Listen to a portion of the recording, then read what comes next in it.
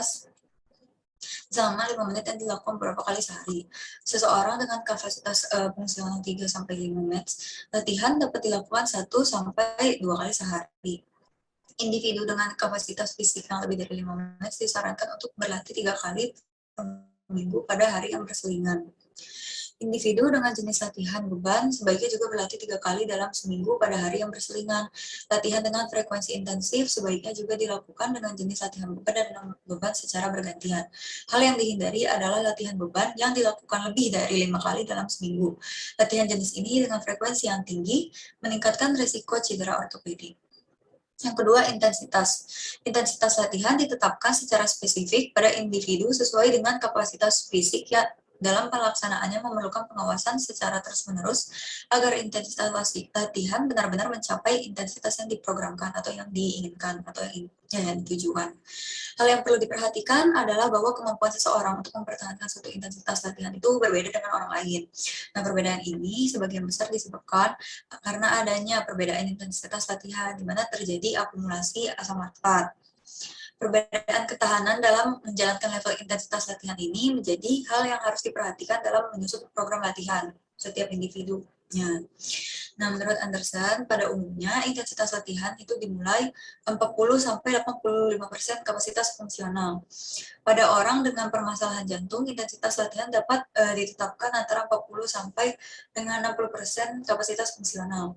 Durasi latihan dapat ditetapkan sesuai dengan respons seseorang terhadap latihan. Nah, contohnya itu misalnya setelah latihan itu orangnya tuh setelah sejam setelah latihan tuh udah bisa udah nggak ngerasa capek lagi gitu. Terlepas dari teknik penetapan intensitas dan level intensitas yang dipilih, intensitas latihan tersebut merupakan intensitas yang dapat dilakukan selama 15 sampai dengan 60 menit.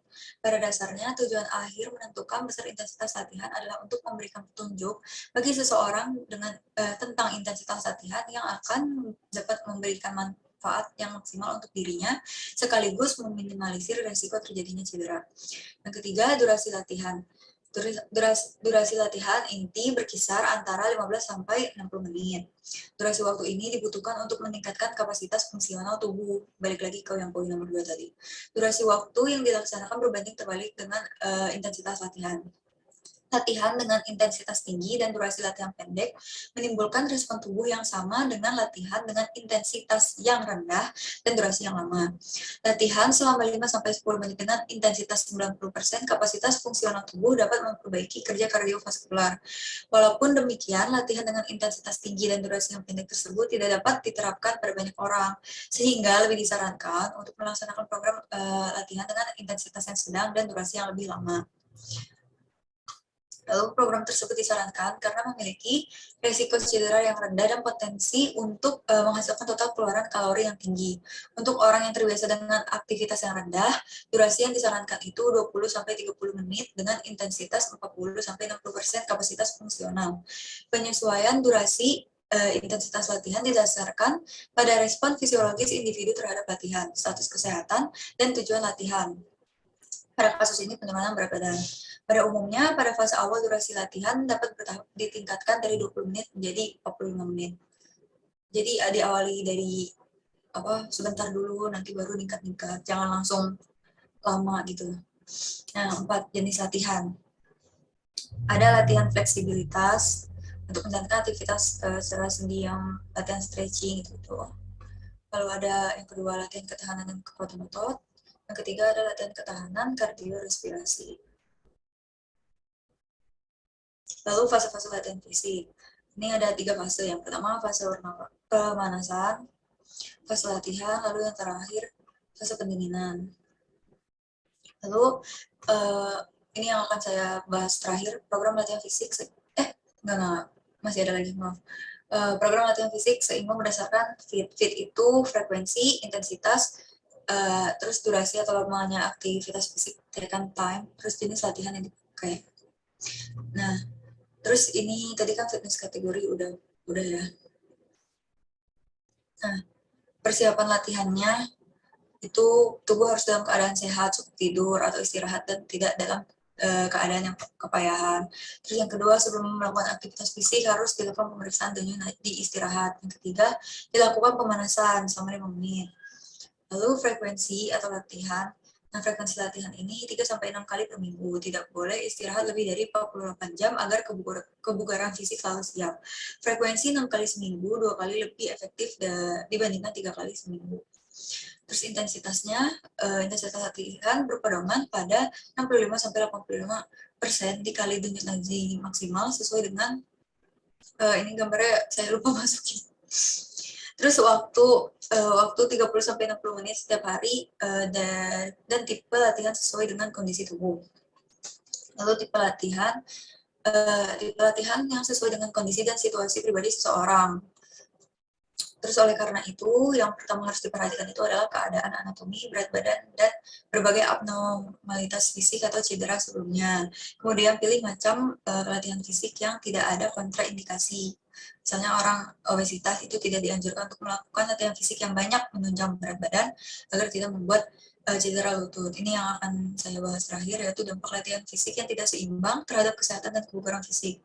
Nah, tanda-tanda latihan yang berlebihan itu pertama mempengaruhi psikisnya. Akan terlihat kelelahan umum, konsentrasi menurun, apati, insomnia, mudah tersinggung, dan depresi.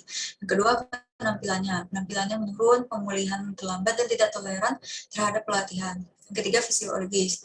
Peningkatan denyut nadi basal, peningkatan rasa nyeri, nyeri otot yang kronis, penurunan berat badan, mudah infeksi, dan menurunnya nafsu makan.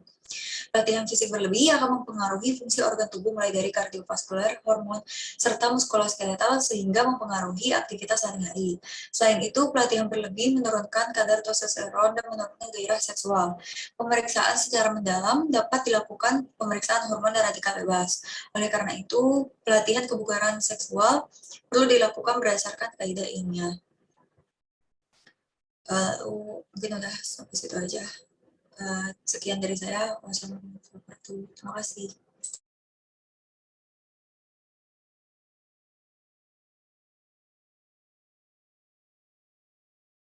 Baiklah, terima kasih Andika. Selanjutnya kita akan melanjutkan dengan LI selanjutnya, yaitu metabolisme energi.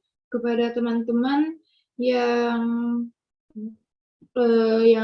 bertanggung jawab atas LI tersebut, dipersilakan untuk raise hand.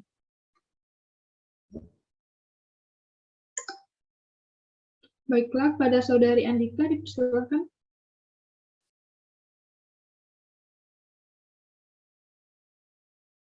Baik, terima kasih moderator atas kesempatannya. Saya izin untuk share screen.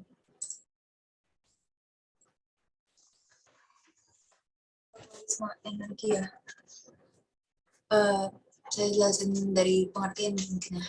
Jadi makhluk hidup itu kan membutuhkan input energi yang terus-menerus dengan tujuan untuk yang pertama menunjang performa dari kerja mekanis pada kontraksi otot dan pergerakan sel, yang kedua transport aktif dari molekul dan ion, serta yang ketiga itu sintesis makromolekul dan biomolekul lainnya dari prekursor sederhana.